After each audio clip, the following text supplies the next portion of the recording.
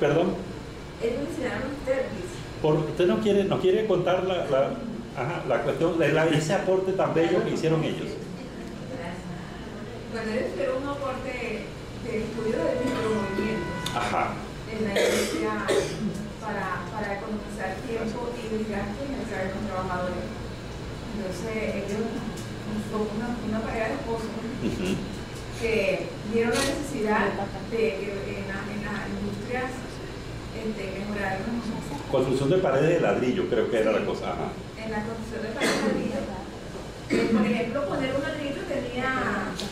Pase con confianza, no se preocupe que usted esté en su casa, pase con su bandeja. Tenía muchos micromovimientos que llamaron como desde el mirar, observar, coger, o sea, tomar algo, ¿verdad? Hasta aquí tengo uno, pero yo no lo voy a despreciar. Son 17 micromovimientos que descubrieron. Ahorita recuerdo mirar, coger, tomar, agarrar. Esas cosas tan pequeñas que a simple vista no lo tomamos en cuenta, son muy importantes hoy en día para la industria, para ver estudios de desgaste en un trabajador y para economizar tiempo en las tareas ejecutadas de la industria. Esa historia es bellísima, pero hay gente que da estudio de tiempo en movimiento, chaca, y caletrece esto, señor, lo emocionante que es producir ese conocimiento y por qué no rescatar el encanto de producir esas cosas. ¿Por qué no rescatar el encanto que tiene la investigación? Gracias por ayudarme, porque bueno, yo sabía que alguien me iba a ayudar. Por eso es que la fe... Son los Gilbert al revés. ¿Así son? Se llaman los Terpis porque es Gilbert al revés. Ok, perfecto. Bueno, claro, como yo no soy un señor así todo tierno como mi amigo y colega, yo le voy a poner la parte cruel al asunto. Francis, el esposo, el tipo estaba tan consustanciado con su idea que, por lo que leí por allí, él no se rasuraba con una rasuradora, sino con dos, porque claro, ganaba tiempo. Bueno, ellos parten de la teoría de Taylor, que fue el que hizo la clasificación de las actividades. Entonces ahí empezó ese proceso de estudiar lo que eran los movimientos. Que si un trabajador paliaba, el otro llevaba, entonces cada uno tenía una función. Por ejemplo, usted era obrero y todos los días le tocaba paliar, le tomaban su tiempo. Entonces eso fue el estudio de los tiempos y los movimientos, que parte de esa idea del origen de la administración y de la ingeniería. Claro. Bueno, ya saben que aquí hay personas que dominan ese campo y les pueden preguntar las maravillas que ocurren. La parte cruel, a Francis le dio un infarto a los 48 años, si no me equivoco. O sea que todo lo hacía tan rápido que hasta para morirse se apresuró un poco, ¿no? Entonces, bueno, tómense las cosas con la emoción de ellos, pero con la calma correspondiente para que se mueran de viejitos. Ezequiel Anderek sacó un libro hace como 5 años que dice que el reloj biológico humano da para 120 años. Él lo publicó y al publicarlo dijo: estoy haciendo mis planes para lo que voy a hacer en los próximos 40 años que me quedan. Escribió el libro Noche. Bueno, entonces esa es pues la cuestión. Entonces, señores, hay que meterse en los zapatos del científico. Si eso es así, entonces, ¿cuál es la esencia del trabajo de un científico? Bueno, yo digo que todo parte de una observación, una necesidad de algo. Claro. Por ejemplo, usted nombró dos aspectos importantes en el científico. Por ejemplo, cuando habló del científico disciplinado, un observador nato, pues que en donde quiera ver algo diferente o que pueda estudiar o que lo pueda analizar como lo hizo Newton. Y ese científico, bueno, el académico, que es el que, bueno, tiene que hacer un trabajo de grado, un trabajo de acceso, un trabajo de investigación obligado, tiene que buscar un tema. Y entonces ahí parte un problema, que es ¿cuál es el problema? Entonces son, digamos, dos vertientes que tiene el investigador. Necesita la sistematicidad necesita ubicarse en el pensamiento científico desde donde él va a abordar esa realidad. También, disculpe, profesor, también hay una carga de intuición científica necesariamente, porque por ejemplo Newton puede ser muy observador, pero si no tenía esa intuición de lo que iba a descubrir con el anécdota de la manzana, o lo de Newton, o lo de Einstein cuando iba en el tren y movió el reloj, y qué pasa si voy más rápido que la luz para no ver el reloj, o sea, debe una carga de intuición también científica necesariamente.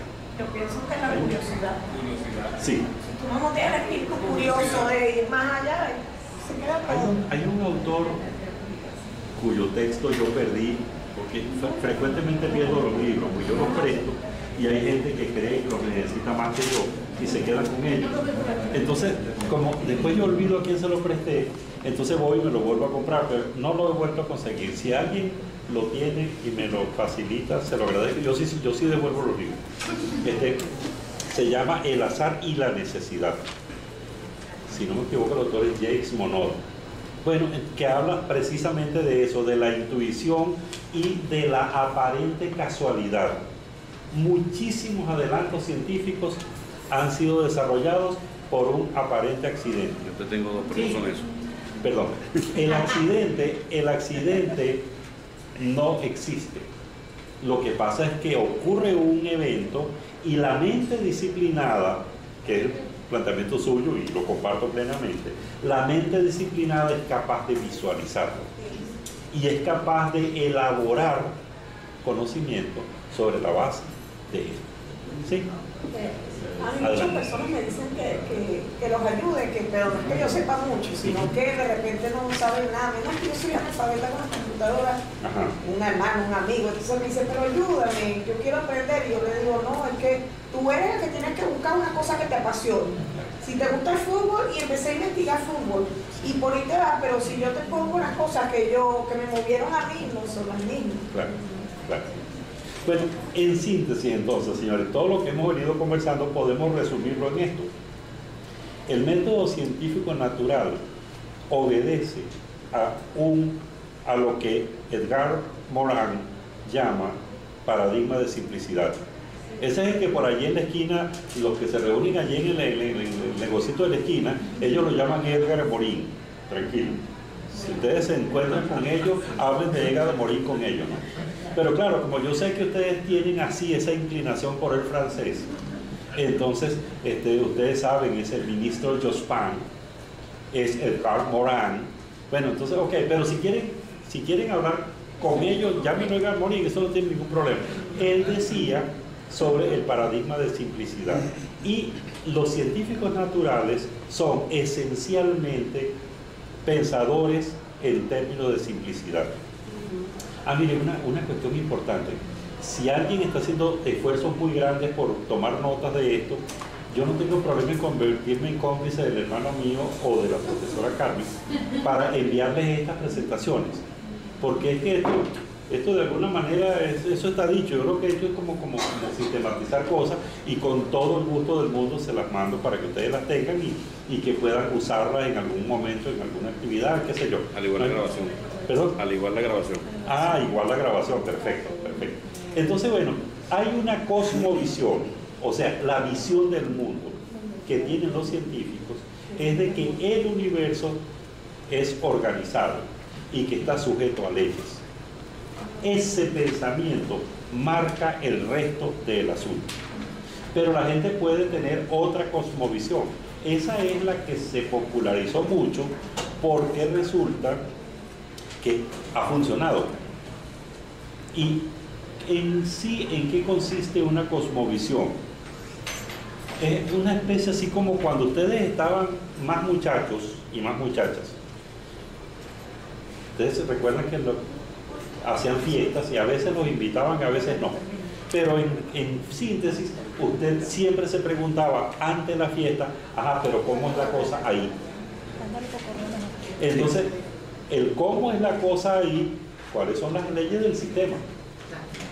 Entonces, generalmente, la respuesta en los tiempos de ustedes es así como en el tocuyo, cada quien lleva lo suyo.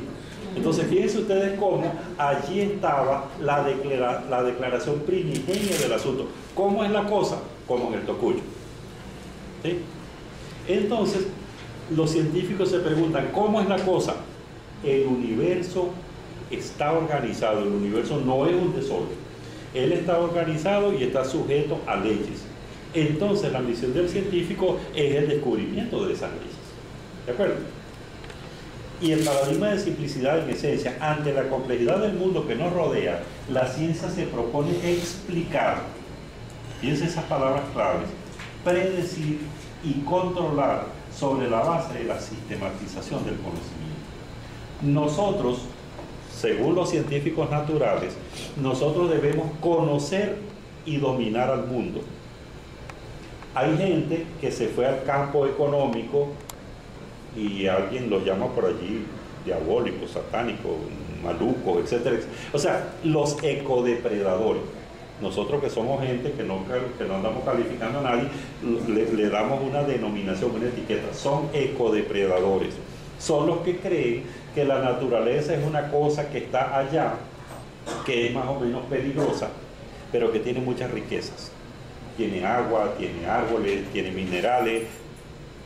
No le digan a nadie, pero en Venezuela tiene petróleo. Y entonces parece que esas cosas pueden ser explotadas por el ser humano. Por tanto, yo debo predecir, yo debo explicar, predecir y controlar.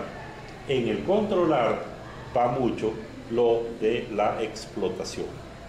Puede haber una explotación medianamente racional o puede haber una explotación de carácter ecocida. Y entonces, bueno, hoy en día estamos haciendo ciertas recapitulaciones, como por ejemplo, la UCLA tiene como 30 años ya metida por ahí por las alturas de Sanare, aprendiendo de los lugareños cómo es que ellos se relacionan con la naturaleza con base en lo que aprendieron de los abuelos, esa sabiduría ancestral. Cómo es que los abuelos vivieron miles de años y no acabaron con las fuentes del río Turco, por poner un caso cercano. Cómo es que se puede hacer una explotación racional o qué sé yo. Entonces, los lugareños están enseñando a esos brillantes profesores de la UCLA sobre cómo es la cosa. Pero los profesores de la UCLA tienen la organización mental y la capacitación profesional como para sistematizar y como que visualizar cosas que el otro por saber natural no visualiza. Entonces hay una asociación estratégica sumamente importante, porque la UCLA va y enseña y aprende, y entonces se da un círculo virtuoso excelente. Entonces fíjense ustedes cómo de la declaración primigenia que yo haga depende el comportamiento que voy a tener posteriormente. Esto es importante que lo destaquemos, porque cuando vamos al caso de investigación en educación o investigación en administración o investigación en demografía, etcétera, etcétera, en mucho nos estamos copiando a los científicos naturales. Entonces, los científicos sociales positivistas dicen las comunidades, las agrupaciones humanas, etcétera, etcétera, funcionan sobre la base de ciertas leyes o de ciertos principios o de ciertas categorías, o depende de cuál sea el marco teórico con el cual estés trabajando. ¿De acuerdo? Entonces el asunto es que no hablan ya del universo organizado, sino de grupos sociales o cuerpos sociales o estratos sociales, etcétera, etcétera, que se comportan según ciertas leyes. Y en muchos casos parece que eso es verdad.